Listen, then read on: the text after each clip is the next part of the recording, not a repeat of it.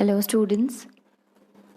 So, in the yesterday class, we had studied about the skeleton framework, and we started that from the different parts of the skeleton system.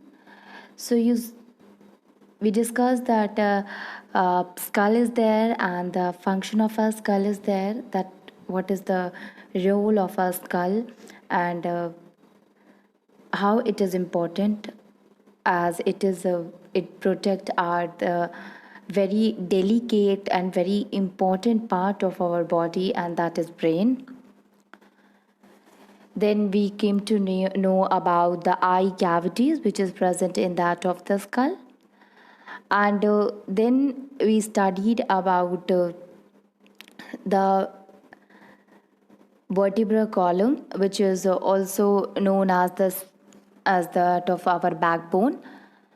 So we came to know that there are 33 small bones in that of the vertebral column, which is a long hollow rod structure, and it is very important as it provides support to the body as well as not support to that of the body, including a head as well as bones of the rib and hip bone also, as well as it protect our spinal cord.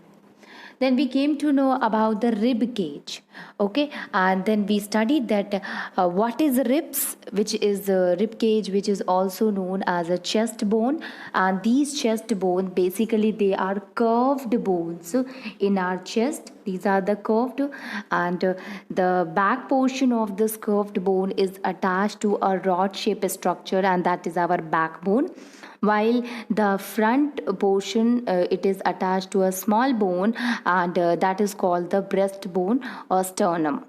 Okay, and we studied that this is basically it is a part of a backbone as well as of that of the sternum, as well as that of the breastbone, and due to which it forms a cage like a structure or box like a structure, which we call as a rib cage. Okay, now we will study about what is the function of this rib cage, how it plays an important role in our body. So you see, this rib cage is present in our chest region, so it help in protecting the organs, the internal organs which is present in the chest region. So you see, the internal organs of our body, like that of the heart or lungs or liver, these all lie inside to that of the chest region. It is present inside the chest region. So these organs, they, we can say that they lie inside the this strong bony rib cage too. Okay, now this rib cage, we can say it is present in the chest cavity. It is present in the chest region, that's why it is known as a chest cavity also. So it help in protecting the delicate organ like that of our heart, our liver and lungs. Okay, so rib cage, it forms a protective cage around the heart, lung and that of the some of the vital organ like liver. Okay, you can see here. So these are the functions to support and protect the soft vital organ of the thoracic cavity. It is also known as a thoracic cage or thoracic cavity. Okay, or a chest cavity, as well as it provides support for the bone of the pectoral or upper extremities. Here it is talking about that how it gives support to the upper portion of our body, as well as it plays a very important role in a breathing. When we breathe, this rib cage also take part in our breathing movement. Okay, so basically when we talk, there are two functions of this rib cage. The first one, it help in protecting the delicate internal organ like that of the heart, liver and lungs. It protected it from the injury. If you get injured, this rib cage will protect our body otherwise what will happen, it will going to hurt your lungs or your liver at that of your heart. Okay, so this rib cage is present around it, so it will protect that organ, as well as when you breathe, it takes place it take part a very important role in the breathing movement. Okay, so these are the function of the thoracic cage, or we call it a rib cage. Okay, now we will come to the next one, and that is the shoulder bone, which is also known as a shoulder girdle. Now, shoulder bone, so you see that shoulder, they are the part of the body to which our arms are attached. Okay, and you see human body, the human body has a two shoulder, and both of the shoulders are one on each side of the neck. Okay, so basically two arms are connected to our shoulder. Okay, and so if it is connected to our shoulder, we used to move our arms, and this arms is connected to the shoulder, so shoulder also play an important role. So now we will see that about the shoulder bone or the shoulder girdle. So you see, student, there are two shoulder bones are there. Okay, the first one is that of the collarbone. Okay, collarbone is present, and the second one is known as a shoulder blade. Let me show you. You see here, this is a collarbone, this one is the collarbone, while this is the front part of the shoulder. This one, it means here it is talking about the shoulder blade. This whole portion is the shoulder blade. So it consisting of basically two parts. This first part is the collarbone, and this second part is the shoulder blade. Okay, now see here, this collarbone, when you see this collarbone, what you will see, this collarbone is a long and is a curved. You see here, it is like this. Okay, so basically it is long as well as it is curved bone. And you see, the one end of this bone is attached to the shoulder blade. Here it is attached to that of the shoulder blade, and the other end of the collarbone is fixed to that of the breastbone of the rib cage. Let me show you this. If you see this one, you see this is a part of the rib cage, and this is the clavicle, that is also known as a shoulder blade, which is also known as a collarbone. So this collarbone, you see here, it is fixed with that of the rib cage. Okay, so the first portion is attached to that of the shoulder blade. This is the shoulder blade, students.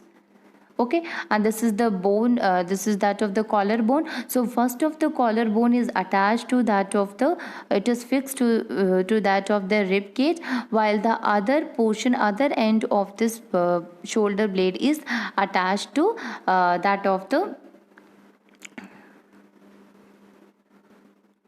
the shoulder blade. Okay,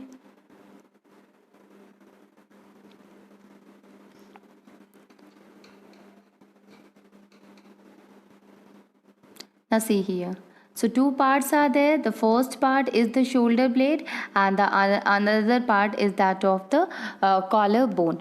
Collarbone is first, it is attached to that of the shoulder blade, and the other portion is attached to that of the rib cage. Okay, it is fixed to the breastbone of the rib cage.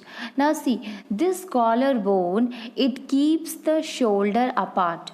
Okay, and that of the shoulder blade, this is the shoulder blade, and this shoulder blade, you can see here, it is large and it is flat like that of a triangular bone. If you see it, then what you will observe, it is like this.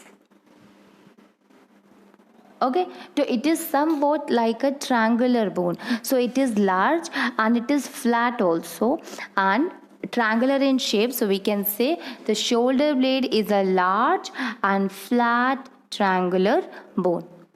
Now the shoulder blade is attached to that of the backbone by muscles. Okay, so this shoulder blade is attached to that of the backbone with the help of the muscles. Okay, you can see here this is the scapula, and this scapula is finally attached with that of the backbone with the help of the muscles, and due to which this it allow the free movement of the shoulder. Now each shoulder bone has a cup shaped socket.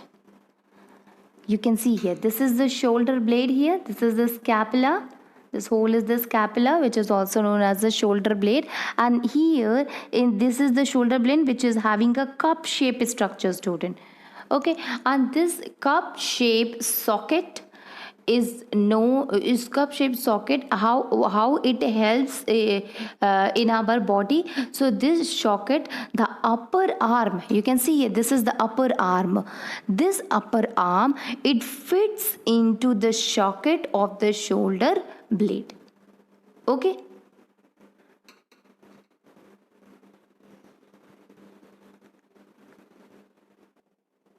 so you can see here a socket is there, near to that of the this shoulder blade. This is the socket, and through this socket the upper arm, it fits into, or it fits into the this socket of the shoulder blade and forming a joint. We can say that these two bones are joined together at this socket. Okay, this is the bone of the shoulder and this one is the bone of the upper arm, and we know that the bones, they are joined together. Okay, so these are joined together at a joint, and this joint is known as a ball and a socket joint. Okay, so this joint is also known as a ball and socket joint. So upper arm, it fits into the socket, forming a ball and a socket joint. You can understand all the thing with the help of this. You see here shoulder girdle. A shoulder girdle is there. You can see here shoulder girdle is there. It consists of a clavicle or a collarbone. Here we are using the term that is collarbone, and clavicle, collarbone is known as a clavicle. You can see here clavicle is showing by this area. So this is the collarbone, and a scapula is there. That scapula is also known as a shoulder blade. You can see here scapula is showing this. So this whole portion is our shoulder blade. This is the collarbone, this is the shoulder blade. And the arm bone, which is also known as the humerus. You know that the upper arm, which is started from that of the shoulder to the elbow, is known as, consisting of only one bone, and that is known as humerus. Okay, that humerus is this one. This is the arm bone or the humerus. Okay, and this arm bone or humerus, it forms a joint with the scapula. With the scapula, it means with that of the shoulder blade above, with two forearm bone at the elbow. Okay, so you understand this upper arm is attached to that of the shoulder blade with the help of the socket and forming a ball and socket joint. Now we will try to understand the different function of a shoulder blade or shoulder bones. So you see, the first function of this shoulder bone are, these are the collarbones, and the collarbone on the two side of the next keep our shoulder apart. Okay, so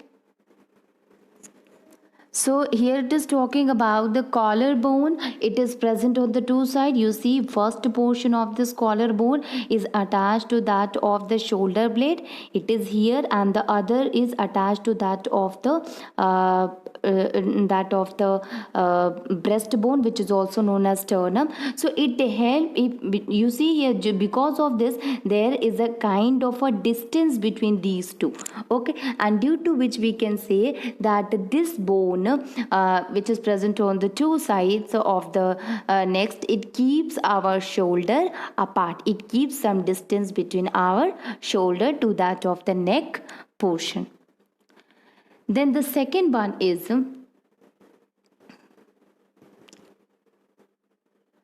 that the shoulder blade, this is the function of the collarbone. Now if you see the shoulder blade, so the shoulder blade attach the arm to our body. This is attached to the arm our body, and due to which it help in the movement also. So it is attached to the arm to our body.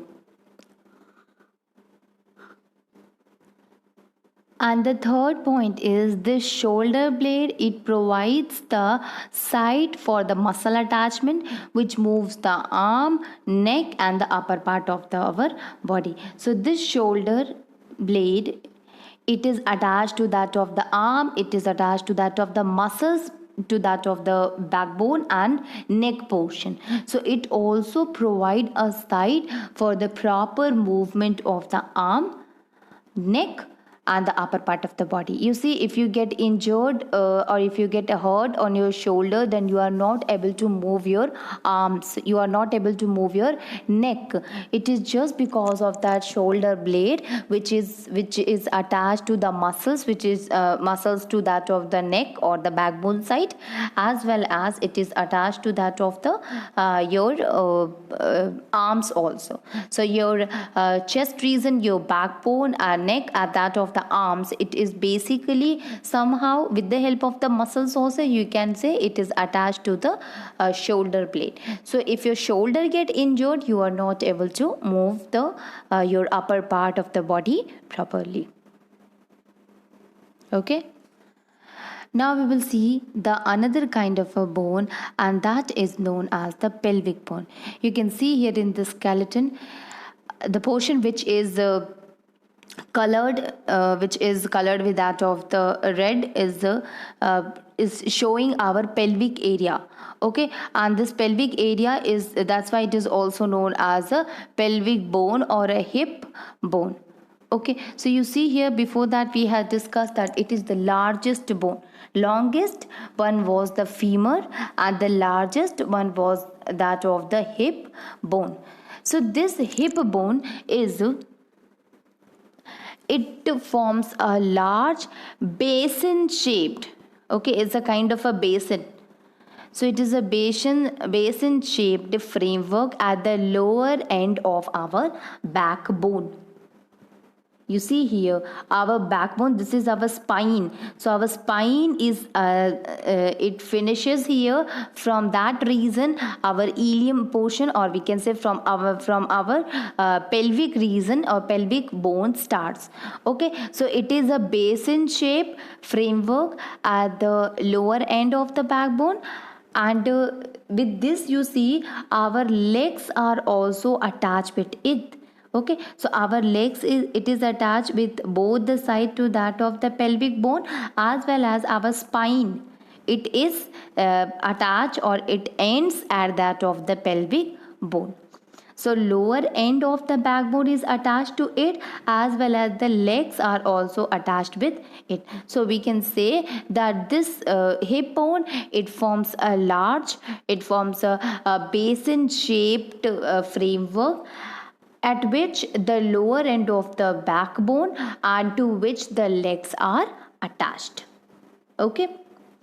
Now this hip bone is also known as a pelvic bone. So you can call it a pelvic bone, call it a hip bone.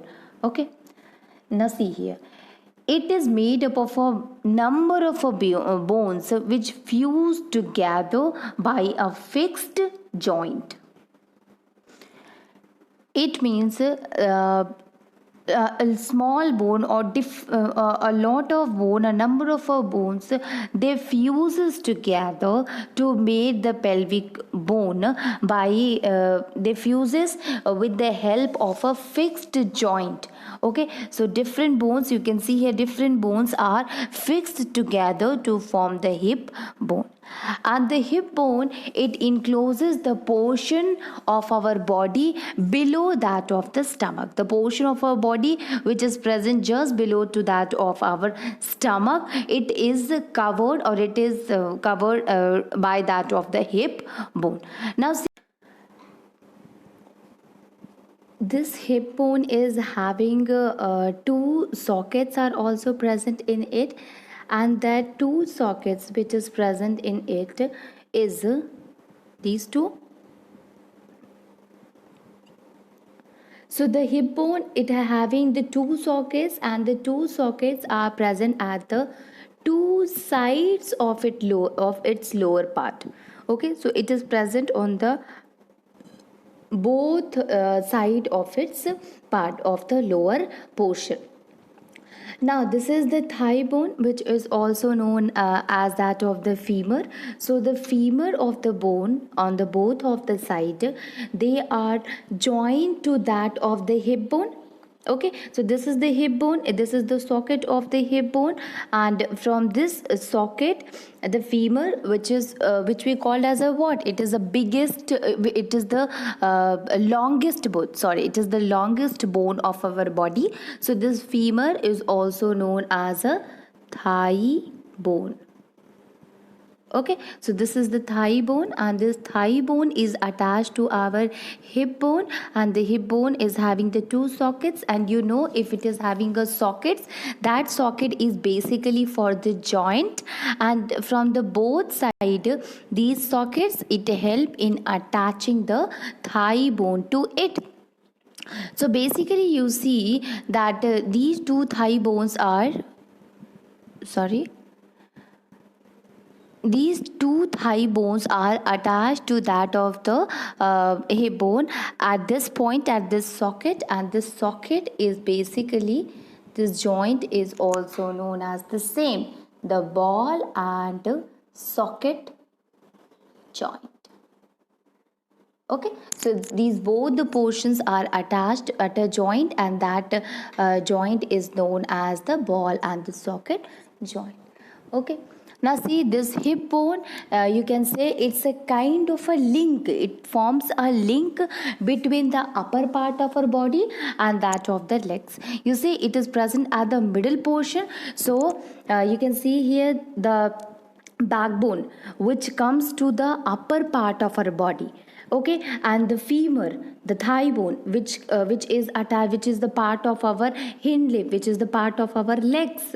So this backbone, which is the part of our upper part of the body, and this femur, which is the part of the legs. So this pelvis and this pelvic bone, it is joined by both the portion. It is joined by the upper portion of the body, and it is also joined to the lower part of the body. So we can say that this bone forms a link between the upper part of our body and that to the lower part, or that to that of the legs of our body.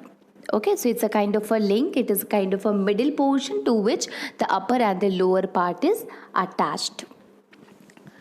Now if we come to the function of this pelvic girdle, so lot of functions are there. So basically this hip bone, it supports and protects the lower organ. Here it is talking about, it supports the trunk of the body. It provides attachment for the lower limbs. So the lower limbs, it means the lower portion. Okay, so the lower organ of the body is attached to that of the hip bone. Protect the bladder, reproductive organ, and part of the intestine. So you see here, since it is attached to the lower portion, it supports and protects the lower organ of the body, and that lower organ of the body, such as that of the intestine, or that of the urinary bladder, or the reproductive organ. Okay, so it protects the bladder. Urinary bladder is also present in it. Reproductive organs are present, as well as some of the parts of the intestine, like that of the here you can see ileum, or this is the pubic bone is there. So ileum, it is a part of our intestine, so it help in protecting the bladder, it help in protecting that of the intestine, as well as it help in protecting the reproductive organ. Now, body weight is transmitted through the pelvic girdle to the lower limb and then onto the ground. You see, whatever the body weight is there, upper body weight is there, that is first of all transmitted to our pelvic bone. Okay, so our pelvic bone help in supporting the weight of our body, and then it will goes to the legs of our body and finally to the ground. Okay, so the first portion of our body which supports the weight of our body, and that is our pelvic region, that is our pelvic bone. So we can also say that this hip bone is help in carrying our body, help in carrying the weight of our body. So at first the weight is transmitted to this limb, to that of the it is transmitted to the pelvic area, and after all this weight is transmitted to the legs, to that of the ground. The other thing is there that this pelvic portion,